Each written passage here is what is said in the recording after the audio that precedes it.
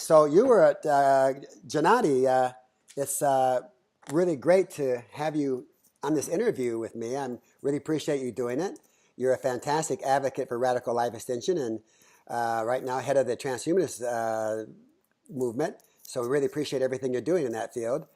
You were at RAADfest last year. What did you think about it? What were your thoughts? What did you like most about it? What I liked most about RAADfest in 2016 was the opportunity to meet a wide variety of eminent life extension advocates such as Aubrey de Grey and Bill Andrews, and to have conversations with people. Can you give me a very brief idea of what you're going to speak on at RAADfest? What exciting new information you'll be bringing to RAADfest? Absolutely. So, as chairman of the US Transhumanist Party, I am trying to shift the culture toward a new paradigm where instead of just focusing on the hot button issues of the day, politicians and the general public focus on the big challenges and opportunities that await us in the future. What I would like to achieve is a refocusing of politics toward these long-term issues, the biggest one of them being how to extend our own lifespans, how to cure diseases, how to reverse the damage of senescence. Yeah, a couple months ago when you spoke at People Unlimited through the conference line, I joined, and so did a lot of the other people joined the Transhumanist Party. I agree with you. I like to see a lot of people join. You think there's going to be a lot of transhumanists at RAADfest? Oh, Absolutely. good. I hope there will be thousands of Yeah, transhumanists at RAADfest. yeah, me too, me too. What is your single most important reason for you personally that you would like to end aging and death? Well, I believe that life is good and life This is good. offers boundless Yeah, opportunities for true. enjoyment, exploration, creativity, knowledge, and to have that all disappear is just Yeah, such a terrible tragedy. To have any person be lost to the ravages of disease and death is a terrible tragedy because that person's internal universe is irreplaceable. And I hope that as many people as possible could be saved for both their own sakes and for our sakes so that we can continue to benefit from their presence. yeah. I think you and your wife Wendy wrote the book "Death Is Wrong," right? That's There right. it Here is. There it is. Are you going to have that at RAADfest again? That's a fantastic book. I will definitely make an effort to bring some copies. Why do you think it's important that people attend RAADfest? What's your personal feelings on that?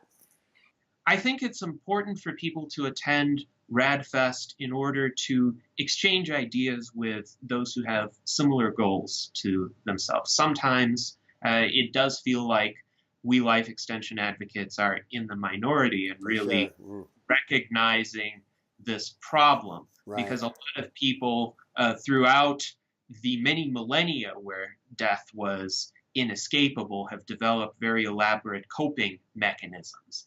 And to see through those coping mechanisms makes one rather special.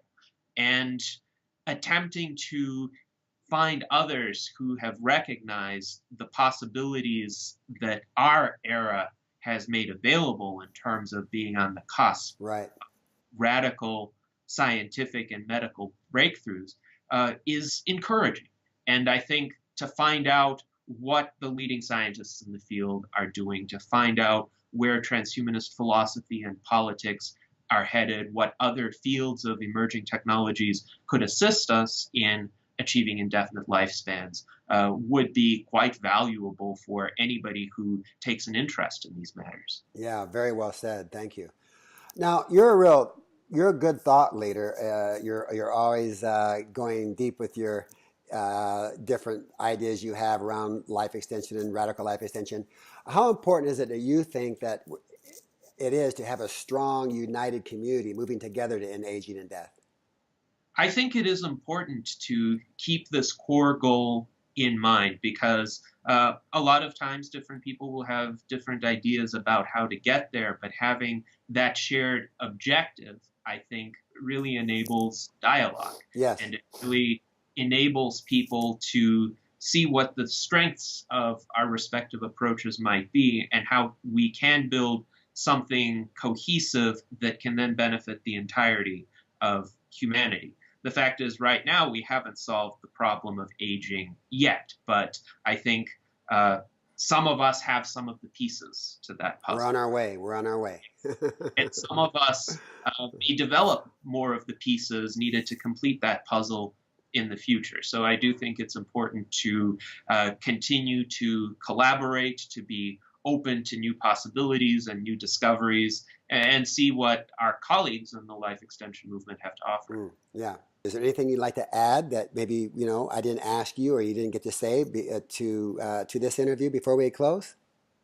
Well, I would say, in terms of the potential for growing the transhumanist movement, I see a really positive potential there if we can convince people to kind of break free from existing ideological packages and So paradigms, true. So true.